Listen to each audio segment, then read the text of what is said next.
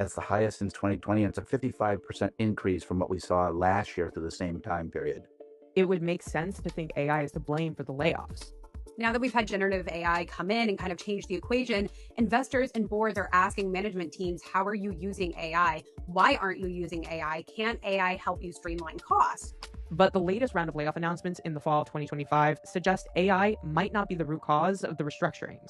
They also seem to be real signs that something new is happening, that we've turned a corner in the economy. So we've seen a wide range of reasons. You're not really seeing companies say, I am cutting 10,000 employees and replacing them with one single computer. Using AI and introducing it to save jobs, it turns out to be an enormously complicated and time-consuming exercise. I think there's still a perception that it's simple and easy and cheap to do, and it's really not. There's no doubt AI is a powerful force in the economy right now. The extent to which we think it's affecting the economy and hiring is in graduate level, low-skilled jobs. We haven't been able to find yet much evidence that AI is capable at this moment of taking over sort of white-collar middle management jobs. So why are we seeing so many layoffs? And how much of it is because of AI?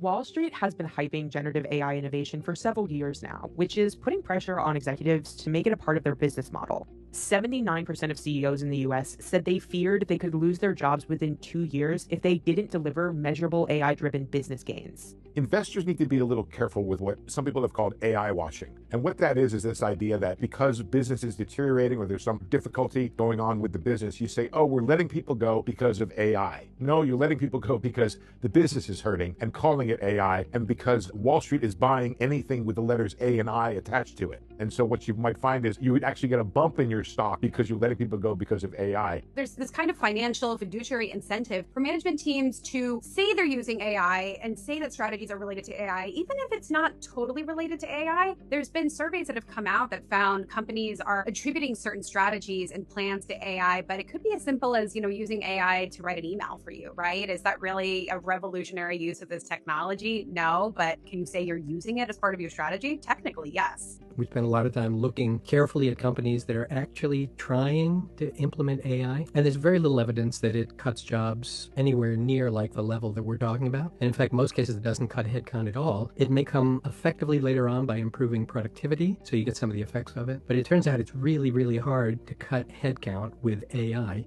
Even Meta's decision to cut 600 workers in October 2025, they cut those workers from their AI unit. And that's because the AI unit had gotten bloated. They'd hired too many people. And especially these tech firms where the idea of integrating new technology, innovating and disrupting, you cannot have 10 people that you have to go to make a decision if you want to be a disruptor and an innovator. Companies are announcing big layoffs all the time. In a given year, there could be 1 million announced layoffs. The question is whether or not there's other hiring going on. And the problem we have is that there's no official hiring data. We've seen a wide variety of reasons for the layoffs that we've seen in recent months. Sometimes it's related to a larger restructuring at the company, an effort to reduce costs. Sometimes it's related to changes in the business. This is kind of a trend in corporate decision making where big corporations become really fat over time, right? You have all these layers of middle management, and it takes a long time for people to get things done, right? Corporate employees spend a lot of their time in meetings. They spend a lot of time talking about work, but not a lot of time actually doing work. As we enter into leaner economic times, you're seeing companies kind of rethink their corporate structures. Do I need 5 layers of management for one project to get done? If I cut out 3 to 4 of those, how quickly can we actually have this project out in front of customers? And when you're in a high interest rate environment, the job market has become weaker. Consumer spending has become weaker. You don't really have the luxury to have 5 layers of management to go through every time you make a decision. I think in general, they just don't seem to worry about the consequences of overcutting, nor do they worry about the consequences of what happens if they're guessing wrong about recession. So there's been some interesting research over the last couple of years showing the costs of doing that. And basically the short conclusion is the longer you can resist a layoff, the better your financial performance is likely to be. And part of that is because you don't save as much money by cutting as you think, but also on the rebound, it takes you a while to bring new people in, get them settled, not disrupt the place, and then turn things around. There's a great story out there that maybe people want to tell about the coming revolution of AI wiping out all the jobs. Let's just be skeptical of that till we have a little harder evidence.